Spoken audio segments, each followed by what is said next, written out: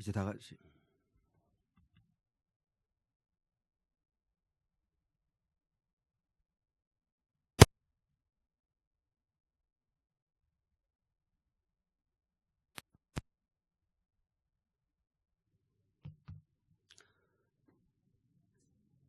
우리 하나님 아버지 앞에 우리 사도신경 고백함으로 2023년도 10월 22일 주일 예배를 올려드리겠습니다. 함께 우리 신앙 고백 드리겠습니다. 전능하사 전제를 만드신 하나님 아버지를 내가 믿사오며 그 외아들 우리 주 예수 그리스도를 믿사오니 이는 성령으로 잉태하사 동정녀 마리아에게 나시고 본디오 빌라도에게 고난을 받으사 십자가에 못 박혀 죽으시고 장사한 지 사흘 만에 죽은 자 가운데서 다시 살아나시며 하늘에 오르사 전능하신 하나님 우편에 앉아 계시다가 저로서 산 자와 죽은 자를 심판하러 오시리라. 성령을 믿사오며 거룩한 공예와 성도가 설교 통하는 것과 죄를 사하여 주시는 것과 몸이 다히 사는 것과 영원히 사는 것을 믿사옵나이다. 아멘.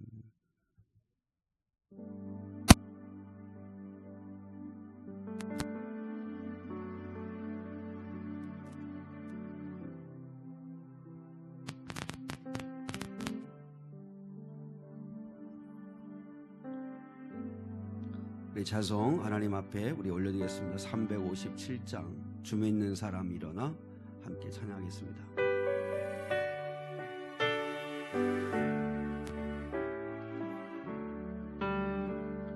주 믿는 사람 일어나 힘을 합하여 이 세상 모든 마귀를 다 쳐서 멸하세. 저 앞에 오는 적군을 다 싸워 이겨라. 주 예수 믿는 힘으로 온 세상 이기네. 믿음이 이기네. 믿음이 이기네. 주 예수를 믿음이 온 세상 이기네. 온 인류 마귀 괴율로 근회에 빠지니 진리로 띠를 띠고서 늘 기도 드리세. 참 믿고 의지하면서 겁없이 나갈 때 주 예수 믿는 힘으로 온 세상 이기네. 믿음이 이기네. 믿음이 이기네. 주 예수를 믿음이 온 세상 이기네. 끝까지 이긴 자에게 흰 옷을 입히고 또 영생 복을 주시니 참 기쁜 일일세. 이 어두운 세상 지나서 저 천성 가도록 주 예수 믿는 힘으로 온 세상 이기네. 믿음이 이기네. 믿음이 이기네. 믿음이 이기네. 주 예수를 믿음이 온 세상 믿음이 이기네. 믿음이 이기네. 믿음이 이기네. 주 예수를 믿음이 온 세상 이기네.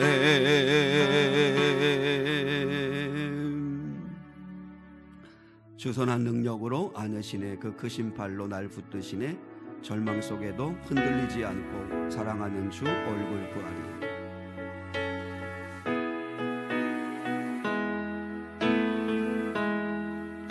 주 선한 능력으로 안으시네. 그 크신 발로 날 붙드시네. 절망 속에도 흔들리지 않고 사랑하는 주 얼굴 구하리. 이전에 괴로움 날 에워싸고, 이전에 괴로움 날 에워싸고 고난의 길을 걷는다 해도 주님께 모두 맡긴 우리 영혼 끝내 승리의 나를 맞으리. 선한 능력으로 일어서리. 주만 의지하리. 믿음으로 우리 고대 안에 주 오실 그날 영광의 새 날을 맞이하리. 주님이 마신 고난의 쓴자는 의뢰도 감사하며 받으리. 주님의 남은 고난 채워가며 예수와 복음 위에 살리라. 선한 능력으로 일어서리. 주만 의지하리. 믿음으로 우리 고대 안에 주 오실 그날 영광의 새 날을 맞이하리. 선한 능력으로 일어서리. 선한 능력으로 일어서리. 주만 의지하리. 믿음으로 우리 고대 안에 주 오실 그날 승리의 새 날을 승리의 새 날을 맞이하리. 승리의 새 날을 맞이하리.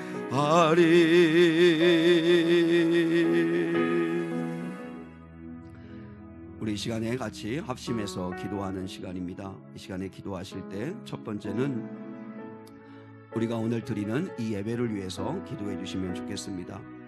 우리 하나님만 높임 받으시고 하나님만 드러나고 하나님의 영광만이, 하나님의 사랑만이 이곳에 함께하는 거룩한 산예배가 될 수 있게 달라고.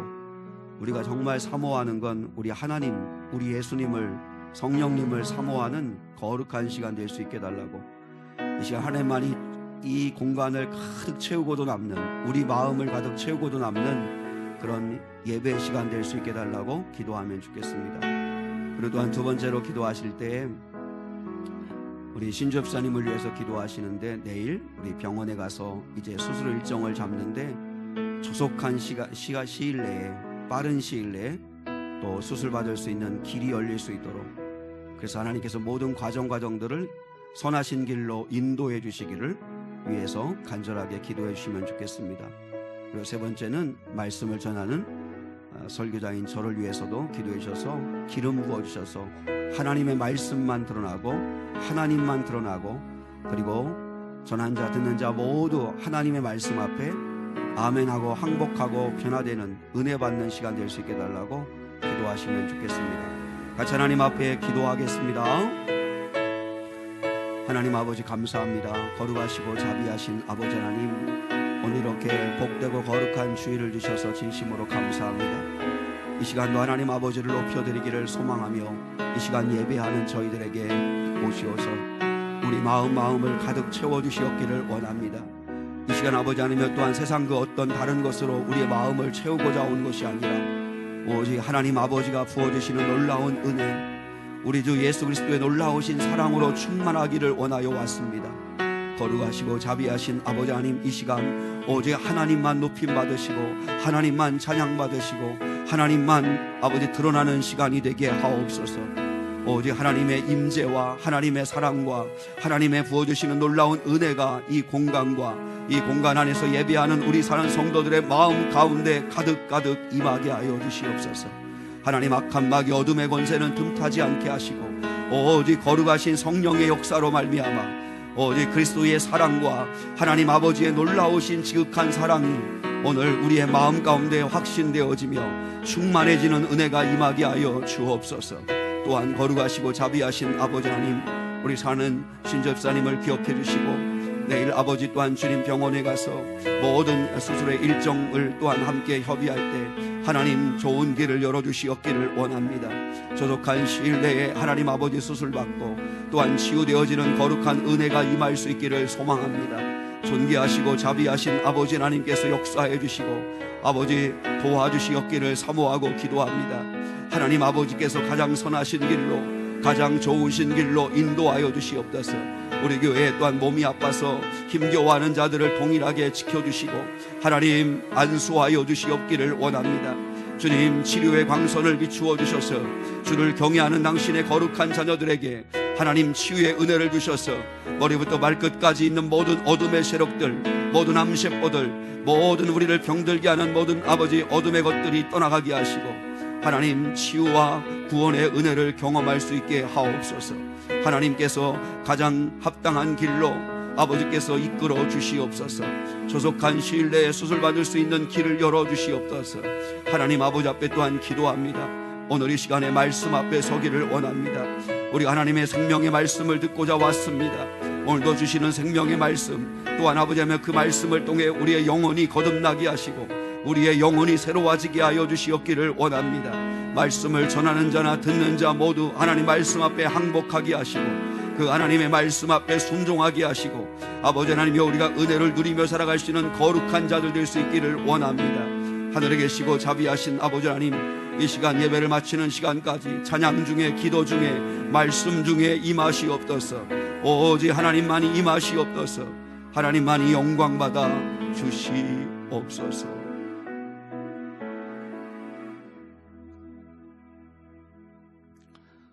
주님 감사합니다. 이 시간도 거룩하신 아버지께서 친히 함께 해주시고 성령으로 충만케 하여 주시옵소서. 우리의 기도를 들으시기를 기뻐하시는 하나님 아버지께서 들으시고 그리스도 안에서 성령의 뜻 가운데 가장 좋은 길, 가장 선하신 길로 인도해 주옵소서. 주께 모든 것을 의탁하며 살아계신 예수 그리스도의 이름 받들어 기도드리옵나이다. 아멘.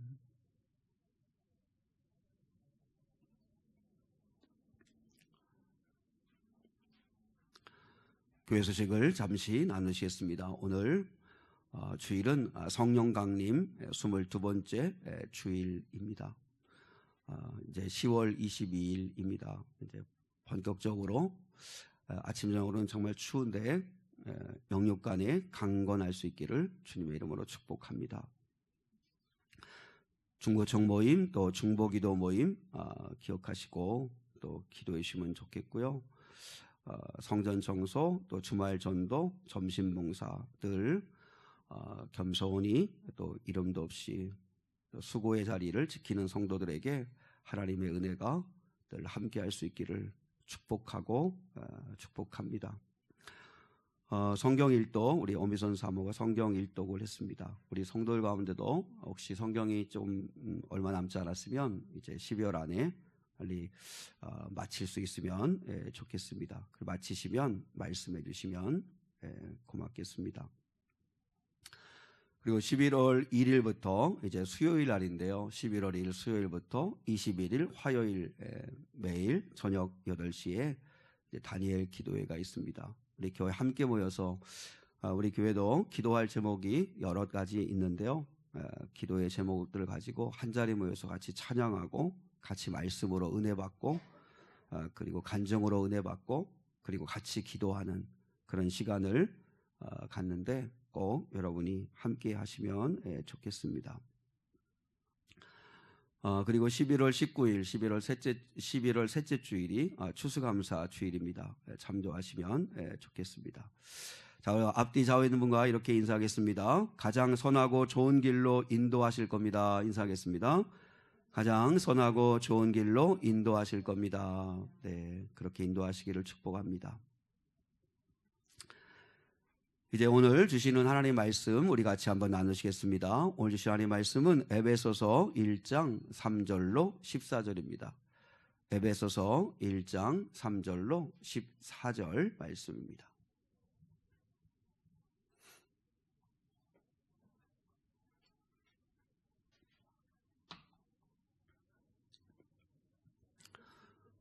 우리 한 절씩 하나님의 말씀을 받들어 읽겠습니다. 찬송하리로다. 하나님 곧 우리 주 예수 그리스도의 아버지께서 그리스도 안에서 하늘에 속한 모든 신령한 복을 우리에게 주시되 곧 장세전에 그리스도 안에서 우리를 택하사 우리로 사랑 안에서 그 앞에 거룩하고 흠이 없게 하시려고 그 기쁘신 뜻대로 우리를 예정하사 예수 그리스도로 말미암아 자기의 아들들이 되게 하셨으니 이는 그가 사랑하시는 자 안에서 우리에게 거저 주시는 바 그의 은혜의 영광을 찬송하게 하려는 것이라. 우리는 그리스도 안에서 그의 은혜의 풍성함을 따라 그의 피로 말미암아 속량 곧 죄사함을 받았느니라. 이는 그가 모든 지혜와 총명을 우리에게 넘치게 하사 그 뜻의 비밀을 우리에게 알리신 것이요 그의 기뻐하심을 따라 그리스도 안에서 때가 찬 경륜을 위하여 예정하신 것이니 하늘에 있는 것이나 땅에 있는 것이 다 그리스도 안에서 통일되게 하려 하심이라. 모든 일을 그의 뜻의 결정대로 일하시는 이의 계획을 따라 우리가 예정을 입어 그 안에서 기업이 되었으니 이는 우리가 그리스도 안에서 전부터 바라던 그의 영광의 찬송이 되게 하려 하심이라. 그의 안에서 너희도 진리의 말씀 곧 너희의 구원의 복음을 듣고 그 안에서 또한 믿어 약속의 성령으로 인치심을 받았으니 이는 우리 기업의 보증이 되사 그 얻으신 것을 속량하고 그의 영광을 찬송하게 하려 하심이라. 아멘. 아멘. 하나님이 아빠이기에 힘을 내는 삶, 하나님이 아빠이기에 힘을 내는 삶이라는 제목 가지고 함께 말씀을 나누기를 원합니다.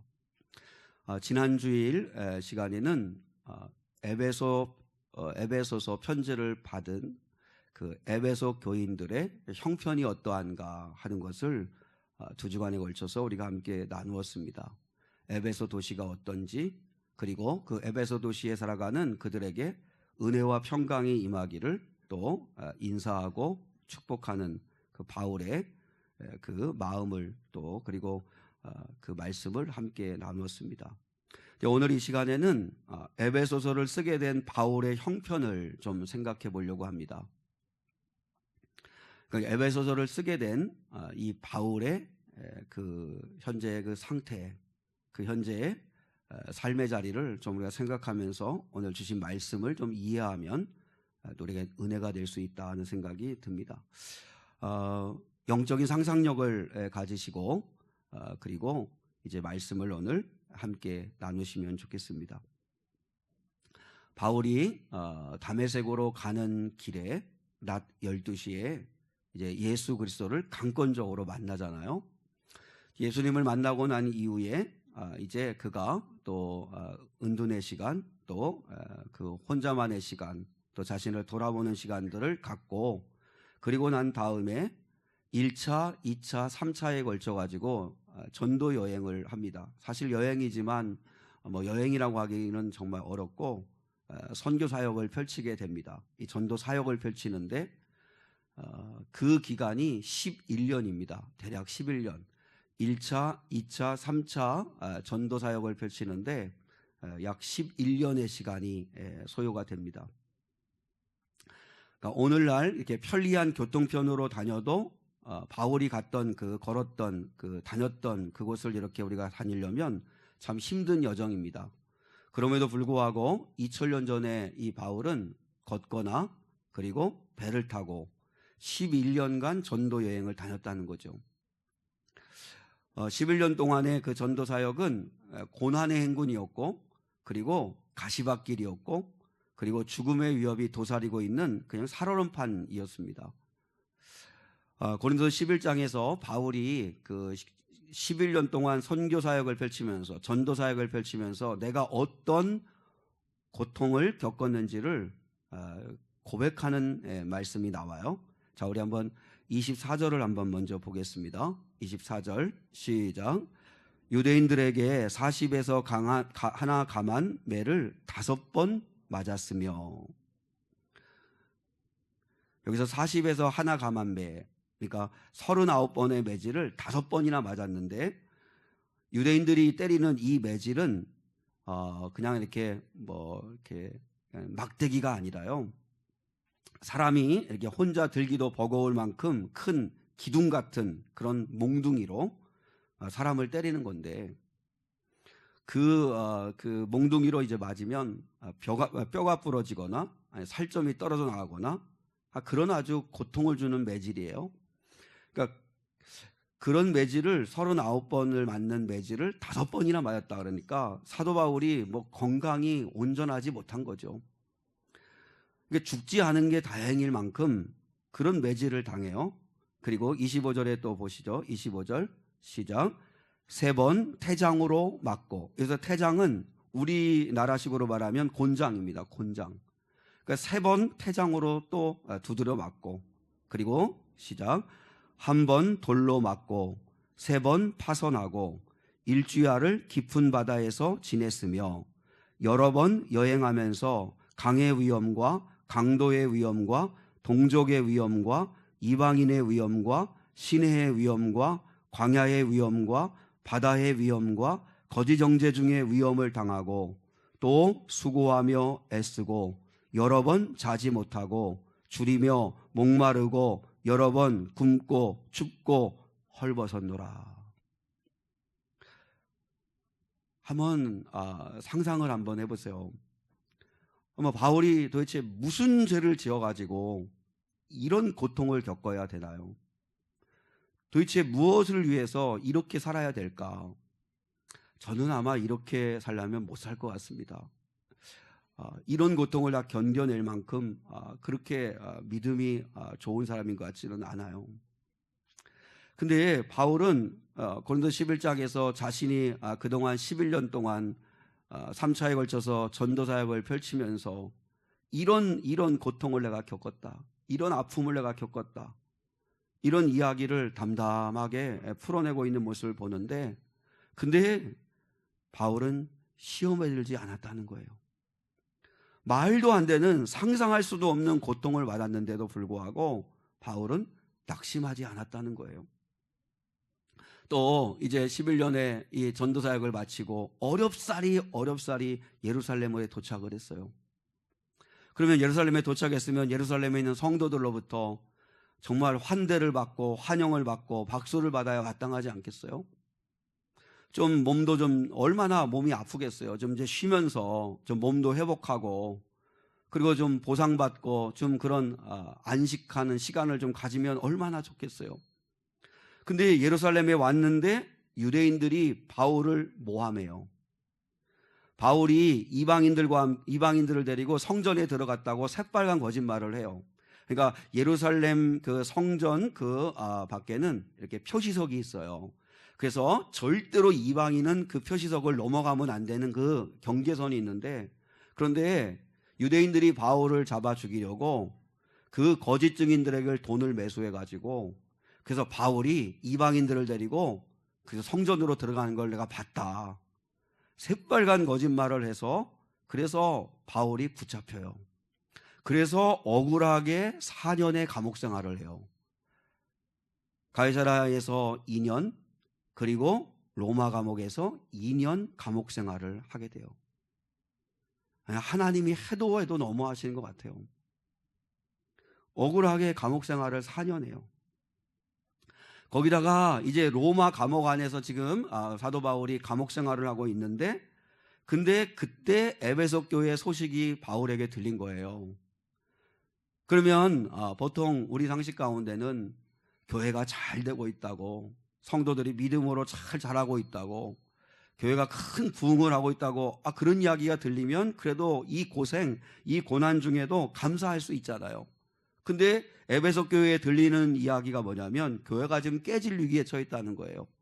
그래서 유대계 그리스도인들하고 이방 출신의 그리스도인들 간에 서로 다툼이 벌어지고 갈등이 야기되어서 지금 이렇게 분쟁하고 분열되어 가지고 교회가 지금 두 쪽 나게 생겼다.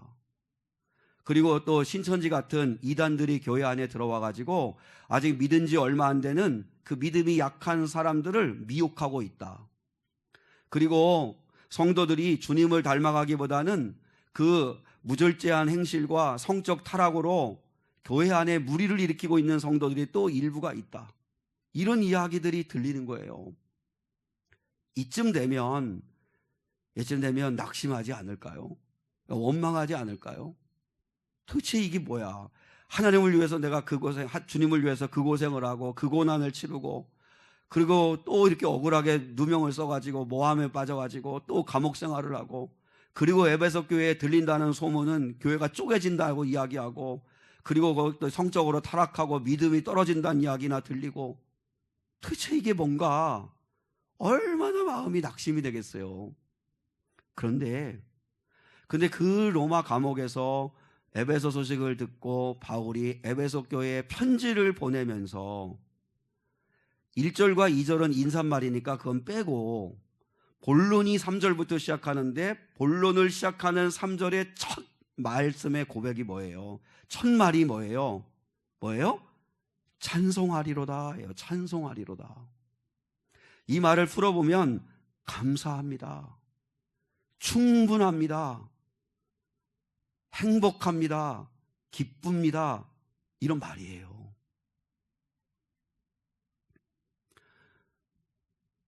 여러분, 같은 감옥 안에서 쓴 그 서신을 우리는 옥중서신이라고 그러잖아요.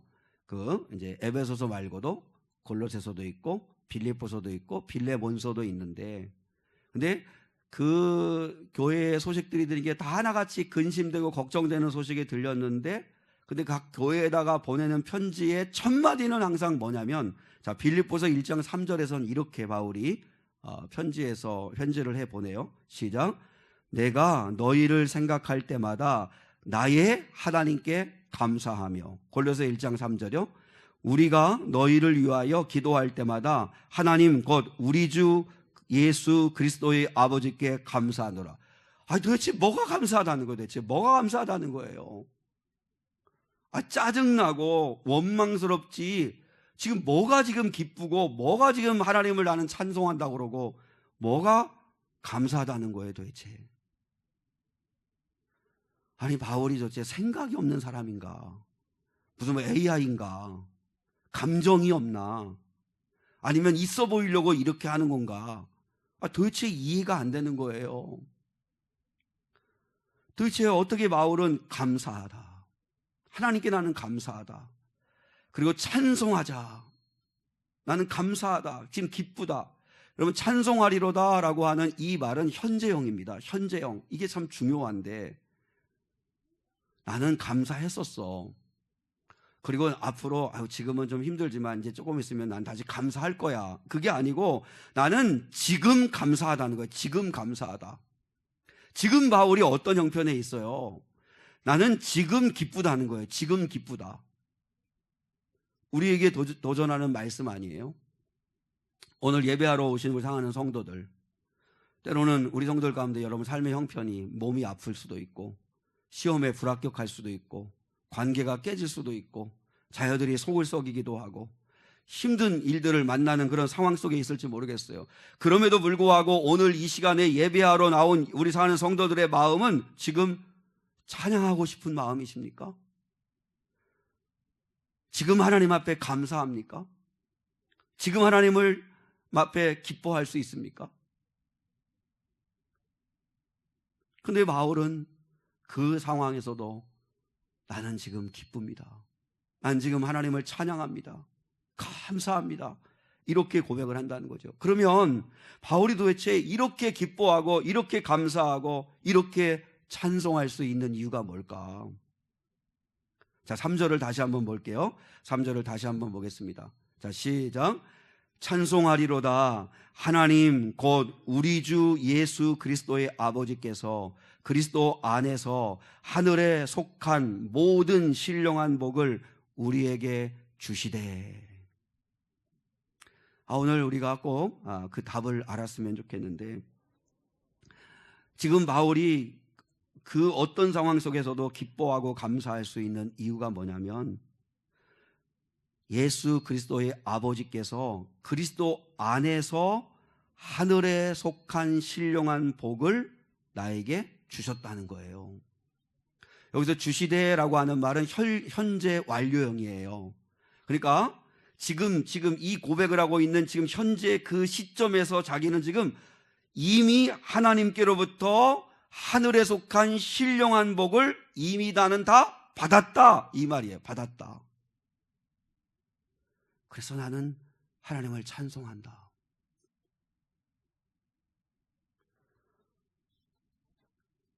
놀라운 거는요, 바울처럼 고백하고 살았던 사람들이 바울만 있는 게 아니라 1세기 때 그런 사람들이 수없이 많았다는 거예요. 자, 히브리서 11장의 말씀을 보겠습니다. 히브리서 11장 35절로 38절 한번 같이 읽겠습니다. 시작.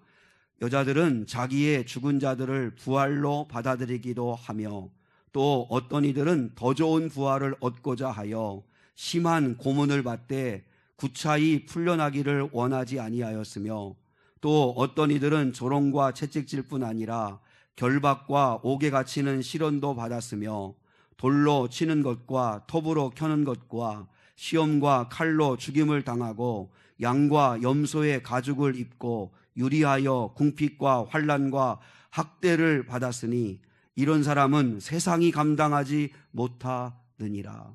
목사님, 그 다른 보륨은 다 좀 이렇게 줄여줄래요? 다 꺼줄래요? 여기 보면 35절에 보시면 어떤 여자들은 자기의 죽은 자들을 부활로 받아들이기도 하며, 이 말은 무슨 말이냐면 1세기 성도들이 그 당시에는 로마로부터, 유대인들로부터 너무너무 많은 기독교인들이 핍박과 고통을 받으니까 결국 다 어떻게 해요? 지하 무덤 속에 땅 파고 들어가가지고 거기서 한평생을 살아요. 근데 그런 곳에서 살다 보니까 먹을 게 충분하겠어요? 아니면 뭐 햇빛이 있겠어요? 공기가, 환경이 좋겠어요? 그럼에도 불구하고 신앙 지킨다는 이유 때문에 그래서 카타콤처럼 지하 무덤에서 아니면 동굴을 파고서 숨어들어서 그러면서 숨죽여 살아가는데, 근데 어른들은 그래도 믿음이 있으니까 그렇게 산다고 하지만 애들이 뭐를 알겠어요? 근데 어떤 여인은 어린 아이, 자기 아이가 그렇게 굶주리고 또 열악한 환경 속에서 시름시름 앓다가 죽은 거예요. 근데 그 아이가 죽었음에도 불구하고 이 어머니가, 이 여자가 믿음 버리지 않은 이유는 35절에 보세요. 여자들은 자기의 죽은 자들, 자기 죽은 자식들을 부활로 받아들였다는 거예요. 부활로. 이 아이의 부활을 믿었다는 거예요. 하나님의 품 안에 안겼을 걸 믿고 믿음을 지켜냈다는 거예요. 또 어떤 사람들은 더 좋은 부활을 얻고자 하여 심한 고문을 받되 구차하게 풀려나기를 원하지 않았다는 거예요. 그런 가운데 또 붙잡히는 사람도 있잖아요. 그 사람들은 구차하게 풀려나려고 나 예수 보러 이 말 한마디 하면 풀려날 수 있거든요. 가이사가 우리의 황제입니다 한마디 하면 풀려날 수 있었거든요. 근데 구차하게 풀려나려고 하지 않았어요. 왜요? 그들은 더 좋은 부활을 진짜 믿었어요. 뭐예요? 하늘의 신령한 복을 진짜 받은 사람들인 거죠. 조롱을 받고 채찍질을 당하고 결박당하고 옥에 갇히고 재산이 몰수당하고 시련을 받고 톱으로 켜고 돌로 맞고 칼로 죽임을 당하고 가죽 옷을 씌어 입고 그 추위와 싸우고 궁핍해야 되고 그 학대를 받고 환난을 받고, 그런데 세상이 감당하지 못하는 사람들이었다는 거예요. 세상이 감당하지 못하는 사람들. 어떻게 그럴 수가 있었을까요? 바울이 그 감옥에서 어떻게 찬송하리로다 이렇게 고백할 수 있는 것처럼 이들은 어떻게 그 믿음을 지켰었을까요? 이들은 정말 하나님을 믿은 거죠. 정말 예수 그리스도의 그 신령한 복을 믿은 거죠. 우리는 어떤가? 우리는 어떤가 한번 생각해 봐야 되죠. 제가 새벽 예배 시간에 말씀을 나눴지만 그 성경을 읽다가 제가 새롭게 이렇게 눈이 열린 한 가지 사실이 있습니다. 뭐 대단한 건 아니지만, 보통은 우리는 천국하면 천국은 어떤 상태일까? 천국은 물리적으로 어떤 모양일까? 어떤 환경일까? 이런 거에 대해서 관심이 되게 많잖아요. 그래서 예를 들어 가지고 사도 요한이 요한계시록에서 밝히고 있는 천국은 어떤 곳이에요? 자, 요한계시록 24장 4절 한번 볼까요? 자, 시작. 모든 눈물을 그 눈에서 닦아주시니 다시는 사망이 없고 애통하는 것이나 곡하는 것이나 아픈 것이 다시 있지 아니하리니 처음 것들이 다 지나갔음이러라. 왜 슬프지 않겠어요? 왜 마음이 아프지 않겠어요? 왜 자기의 정말 그 생때 같은 그 눈에도 아프지 않은 그 자식이 굶주린 가운데 예수 믿는 이유 때문에 도망다니다가 그렇게 죽어가는데 왜 마음이 아프고 슬프지 않겠어요? 그럼에도 불구하고 슬픔과 아픔을 다 극복할 수 있는 건 하나님의 나라는 다시 사망이 없다. 애통하는 것이나 곡하는 것이나 아픈 것이 다시 없다. 처음 것들이 다 지나갔다. 이 믿음, 이 확신이 있으니까 또 견뎌내는 건데요. 그런데 물론 이렇게 천국은 이렇게 환경이 좋은 곳이구나, 이렇게 정말 아름다운 곳이구나, 그렇게 우리가 꿈꾸고 하는데요. 그래서 요한계시록 보면 정말 천국은 그 길이 정금길이고, 그 다음에 하나님의 보좌 앞에서 물이 흘러나오는데 그 앞으로 생명수가 흘러 넘치는데 그 양가에는 그 시절을 쫓아 과실을 아름답게 맺어 그걸 먹고 그 행복을 누리는 그런 삶들이 막 이렇게 펼쳐져 있어요. 천국은 그런 환경이구나, 그런 여건이구나, 우리가 그래서 좋아할 수 있는데, 근데요, 예수님이 이 땅에 오셔가지고 천국을 이야기해 주실 때는 대부분 예수님이 천국을 이야기할 때는 환경에 대한 이야기를 하지 않으셨다는 거예요. 예수님은 천국을 이야기할 때마다 뭘 비유해 주셨냐면 하나님 얘기를 해주셨어요. 하나님 얘기를. 자, 예를 한번 들어볼까요? 마태복음 13장 24절입니다. 마태복음 13장 24절 시작. 천국은 좋은 씨를 밭에 뿌린 사람과 같으니. 여러분 씨 뿌리는 비유 잘 아시잖아요. 근데 거기서 천국은 뭐냐? 천국은 좋은 씨를 계속 사람들의 마음밭에다가 뿌리는 사람과 같다. 그분이 하나님이시라는 거예요. 그분이 하나님. 좋은 씨, 영생의 씨, 생명의 씨. 이 땅에서 나는 양식을 먹고는 다 굶주려 결국은 죽어야 되지만 하나님이 뿌려주셔서 그 자라게 하는 그 열매, 하나님이 영생케 하는 그 열매, 그걸 먹으면 우리는 영원히 살게 되는데 주님은 계속 우리에게 좋은 씨를 밭에다가 뿌려주는 사람과 같다. 또 마태복음 20장 1절 시작. 천국은 마치 품꾼을 얻어 포도원에 들여보내려고 이른 아침에 나간 집주인과 같으니. 여러분 포도원은 그 천국은 포도원이 아닙니다. 우리는 자꾸 공간을 생각해서 포도원이라고 생각하는데 오늘 예수님 말씀했어요. 천국은 포도원 주인과 같다. 그 주인은 얼마나 좋으신 분인지 품꾼 한 사람이라도 더 포도원에 들여보내서 1시간밖에 일하지 않은 사람에게도 한 데나리온을 주면서 먹고 살 수 있게 해주시는 그 좋으신 분, 그걸 이야기하셨어요. 예수님은요.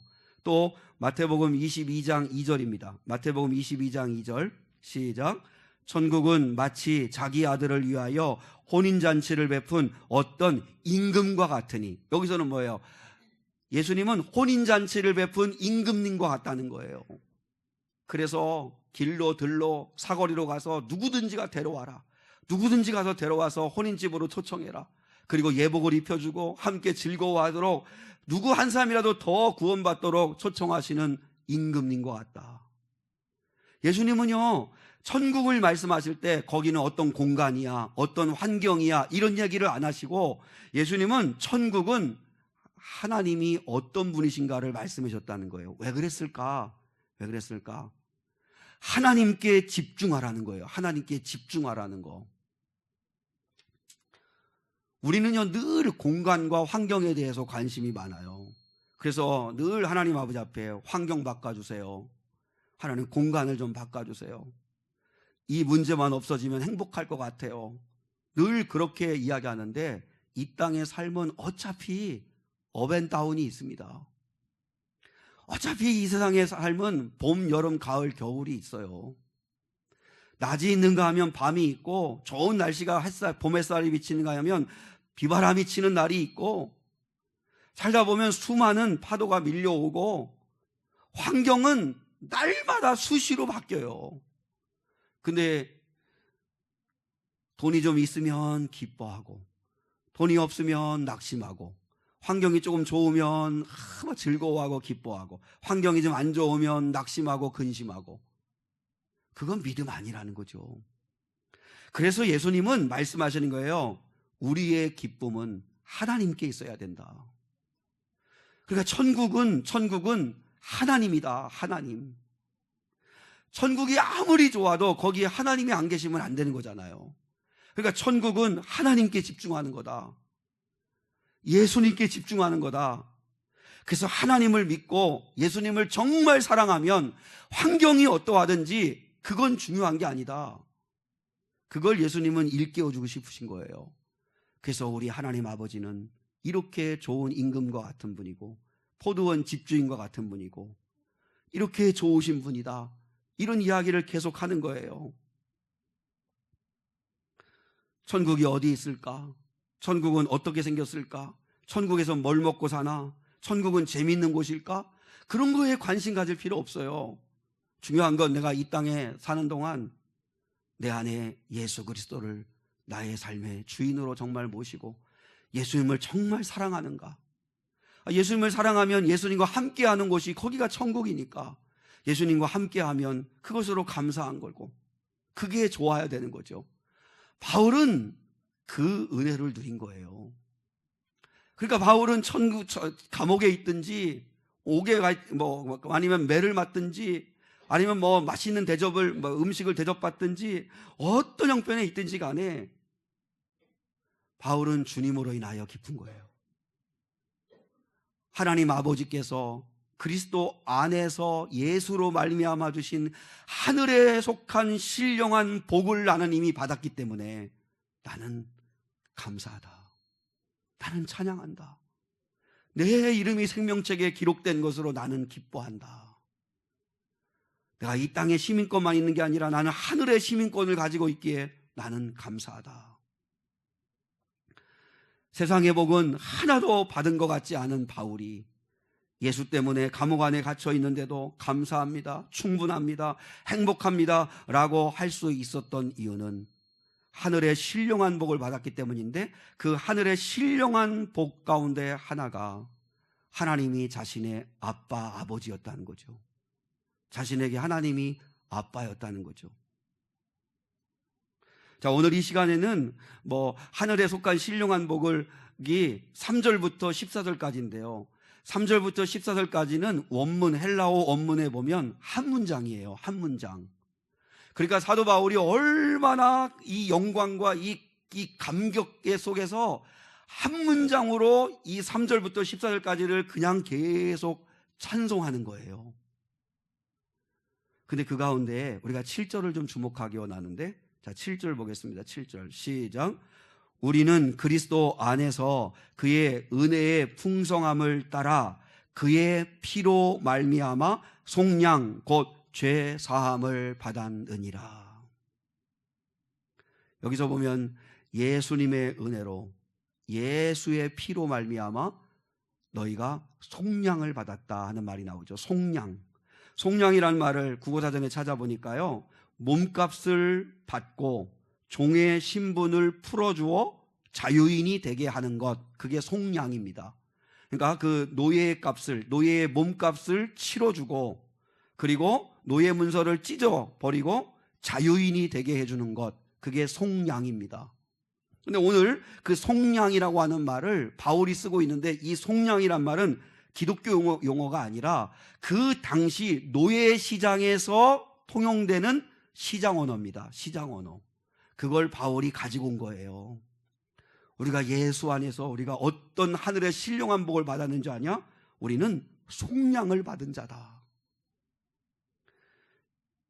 당시의 노예는 말하는 가축이었습니다. 당시의 노예는 말하는 가축. 그러니까 주인에게는 그냥 개, 돼지처럼 짐승이었어요. 그냥 짐승이 하나. 무슨 인권이 있기를 하겠어요? 권리가 있겠어요? 그러니까 매일 아침마다 그 당시에 로마의 그 석구간에 있는 그 나라의 도시들 시장에는 노예 시장이 펼쳐지는 거예요. 우리 소시장 있잖아요. 소들 다 끌고 나와가지고 소 이렇게 서로 주고 팔듯이, 그러니까 상점에 물건이 진열되어 있듯이 노예들이 매일마다 진열되어 있는 거예요. 그러면 이제 노예 좀 오늘 노예 좀 살까 해서 돈을 가지고 노예 살려고 나오는 사람도 있고, 노예를 팔려고 또 내놓은 사람도 있고, 노예 시장이 펼쳐지는 거예요. 그러니 그 현장이 얼마나 처참하겠어요. 소시장의 소처럼 매겨진 가격에 따라 가지고 어떤 주인에게 팔려가냐에 따라서 그 노예의 인생이 조금 좋아질 수도 있고 나빠질 수 있지만 그래도 평생 노예 생활을 하면서 사는 거예요. 얼마나 처참하고 얼마나 끔찍하겠어요. 근데 바울은 이건 우리 이야기. 우리는 태어나면서부터 죄의 노예로 태어난 거다. 죄의 노예로 태어나서 이 죄라고 하는 주인으로부터 우리는 벗어날 수가 없는 자들이었다. 죄에게 종노릇하다가 결국은 비참하게 죽을 운명에 처해진 것이 우리들이었다. 우리들. 아무런 소망도 없고 아무런 기대도 없고 살아도 사는 게 아닌 그런 삶을 사는 게 우리 인생이었다. 그런데 그때 그 노예시장에 어떤 한 사람이 뚜벅뚜벅 노예시장으로 걸어오는 거예요. 그리고 그 사람이 이렇게 진열되어 있는 노예들 가운데 나를 가리키는 거예요. 나를. 아무 쓸모도 없는 나. 그리고 내게 매겨져 있는 그 가격보다도 훨씬 더 비싼 값을 지불하고 나를 산 거예요. 그리고 나를 산 그 주인이 내가 보는 앞에서 노예 문서를 찢어버리고, 그리고 그뿐만 아니라 꿈 같은 일이 벌어진 거예요. 나를 자신의 자녀로 입양시켜준 거예요. 나를 자신의 자녀로 입양시켜준 거예요. 노예 신분이었던, 죄의 노예였던, 그렇게 평생 살다가 죽을 수밖에 없는 나였는데 하루아침에 내가 자녀가 된 거예요. 자녀가. 그 이야기를 오늘 바울이 하는 거예요. 여러분, 이게 말이 돼요? 말도 안 되는, 상상할 수도 없는, 꿈에도 생각하지 못할 그런 일이 우리에게 벌어졌다. 하나님이 죄의 종노릇하는 너와 나를 살리시려고 당신의 아들을 예수를 십자가에 대신 내어 주셨다. 예수님의 피값, 예수님의 그 피값으로 우리의 죄값을 다 치러주고, 그리고 우리의 모든 죄를 다 씻어주고, 그리고 뿐만 아니라 우리를 하나님의 아들들이 되게 하셨다. 사도 바울이 이 하나님의 놀라운 사랑이 믿어지니까, 깨달아지니까, 현실은 죽을 것 같은 환경이고 불행한 이야기들의 소식이 막 들리는데도 바울은 감사하다. 나는 찬양한다. 나는 주 안에서 기쁘다. 그 고백을 할 수 있었다는 거예요. 여러분, 우리가 뭐라고, 내가 뭐라고 하나님이 날 선택하셔서 거룩하고 흠이 없게 하시려고 나를 하나님의 아들들이 되게 하셨을까? 자, 우리 4절로 5절 한번 읽고 확인해 보죠. 4절로 5절. 4절로 5절. 자, 시작. 곧 창세전에 그리스도 안에서 우리를 택하사 우리로 사랑 안에서 그 앞에 거룩하고 흠이 없게 하시려고 그 기쁘신 뜻대로 우리를 예정하사 예수 그리스도로 말미암아 자기의 아들들이 되게 하셨으니. 하나님이 노예시장에 진열되어져 있는 상품같이 진열되어져서 하루하루 아무 꿈도 소망도 없이 살아가는 그 비참한 저와 여러분을 하나님께서 핀셋으로 뽑아내듯이 저와 여러분을 선택하신 거예요. 예정하셨다는 거예요. 그리고 우리를 거룩하고 흠이 없는 자들로 삼아주시려고 당신의 기쁘신 뜻대로 예수 그리스도로 말미암아 우리를 당신의 아들들이 되게 하셨다는 거예요. 그리고 우리를 속량하시고 그리고 우리 당신의 자녀로 삼아주시는 그 놀라운 하늘의 신령한 복을 우리에게 주셨다. 우리 사랑하는 성도들은 하나님께로부터 어떤 선물을 받고 싶으세요? 저는 정말 하나님께 받고 싶은 선물이 있다고 그렇게 있느냐고 묻는다면 저는 정말 죄사함의 은혜를 누리는 것만큼 큰 게 없다고 생각해요. 내 수준을 아니까, 내 모자람을 아니까 하나님께 속량, 곧 죄사함을 받고 싶은 그 선물을 받고 싶은 마음이 있어요. 그리고 내가 하나님의 자녀가 되었다, 이 사실이 진짜 믿어져서 현실이 주는 고단함을 넉넉히 이기고도 남는 힘을 가지고 살았으면 좋겠다. 환경과 조건이 어떠하든지 하나님이 나의 아빠가 되어주시기 때문에 예수 그리스도 안에서 예수의 피로 말미암아 하나님의 자녀, 하나님이 나의 아빠가 되어주신 것만으로도 현실이 아무리 힘들고 어려워도 환경과 조건이 어떠하더라도 힘을 내며 살 수 있는 그런 믿음을 가지고 능력을 가지고 살았으면 좋겠다. 그 은혜 주셨으면 좋겠다. 그게 소원입니다. 우리 사랑하는 성도 여러분, 환경에 너무 일희일비하지 마시고, 환경은 날마다 바뀌어요.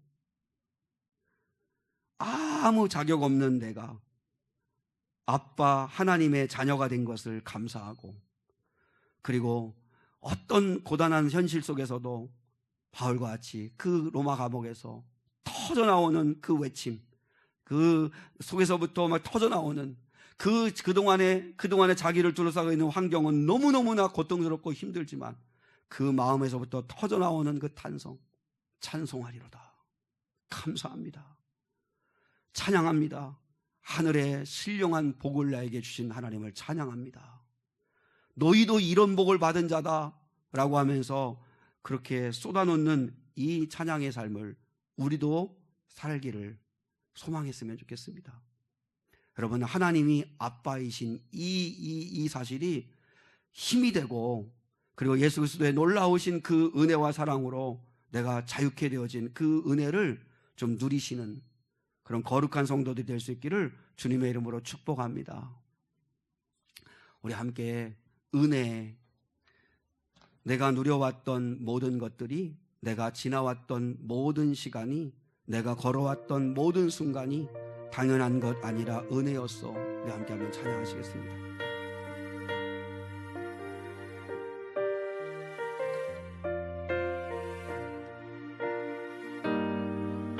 내가 누려왔던 모든 것들이, 내가 지나왔던 모든 시간이, 내가 걸어왔던 모든 순간이 당연한 것 것 아니라 은혜였소. 아침에 해가 뜨고 저녁에 노을, 봄의 꽃향기와 가을의 열매, 변하는 계절의 모든 순간이 가능한 것 아니라 은혜였소. 모든 것이 은혜, 은혜, 은혜, 한없는 은혜. 내 삶에 당연한 것 하나도 없었던 것을 모든 것이 은혜, 은혜였소. 내가 이 땅에 태어나 사는 것, 어린아이 시절과 지금까지 쉬며 살며 꿈을 꾸는 삶, 당연한 것 아니라 은혜였소. 내가 하나님의 자녀로 살며 오늘 찬양하고 예배하는 삶, 복음을 전할 수 있는 축복이 당연한 것 아니라 은혜였소. 모든 것이 은혜, 은혜, 은혜, 한없는 은혜. 내 삶에 당연한 것 하나도 없었던 것을 모든 것이 은혜, 은혜였어. 모든 것이 은혜, 은혜, 은혜, 한없는 은혜. 내 삶에 당연한 것 하나도 없었던 것을 모든 것이 은혜, 은혜였소.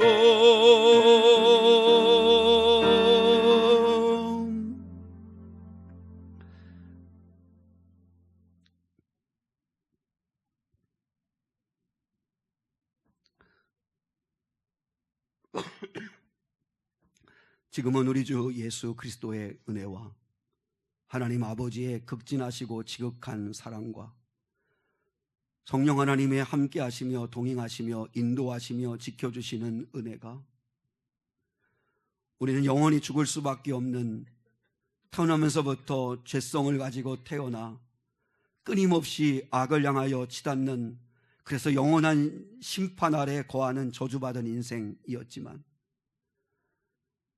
우리 하나님 아버지께서 우리를 너무나 사랑하셔서 독생자 예수를 이 땅에 보내시고 그 예수께서 십자가에서 흘리신 그 보혈의 놀라우신 능력이 우리의 모든 죄를 깨끗이 씻고 하나님의 자녀가 되어지는 거룩한 신분의 변화를 주실 뿐만 아니라 거룩하고 흠이 없는 삶을 살게 하시는 수준의 변화를 이루기 원하셔서 우리를 예정하시고 선택하신 하나님의 은혜와 사랑 앞에 감격하며 감사하며 그 은혜의 힘으로 말미암아 현실이 주는 고단함을 넉넉히 이기며 살기 원하는 이 예배자들 위에 이제로부터 영원까지 함께 하시기를 간절히 축원하옵나이다. 아멘.